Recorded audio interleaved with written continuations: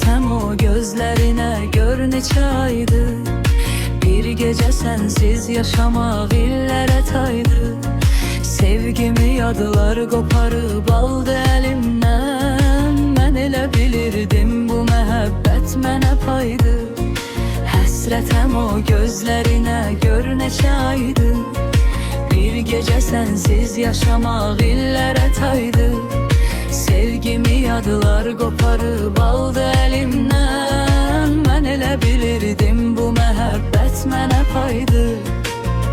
Mənə tanışdır bomboş səkilər, qara buludlar bir gün çəkilər. Səni soraqlar, ağlar ürəyim, iki gözümdən həsrət tökülər. Mənə tanışdır bomboş səkilər, qara buludlar bir gün çəkilər. Səni soraqlar, ağlar ürəyim, iki gözümdən həsrət tökülər.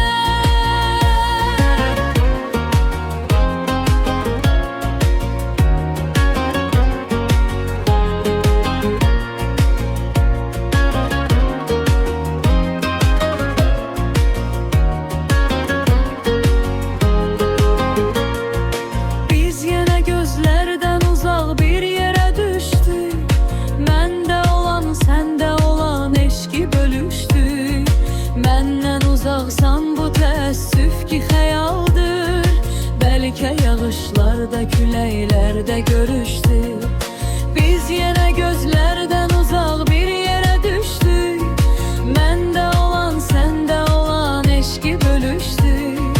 Məndən uzaqsan bu təəssüf ki xəyaldır, bəlkə yağışlarda, küləklərdə görüşdük.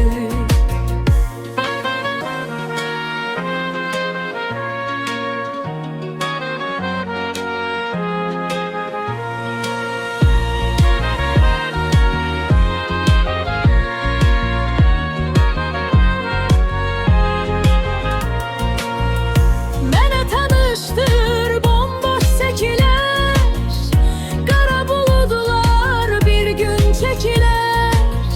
Səni soraqlar, ağlar ürəyim, iki gözümdən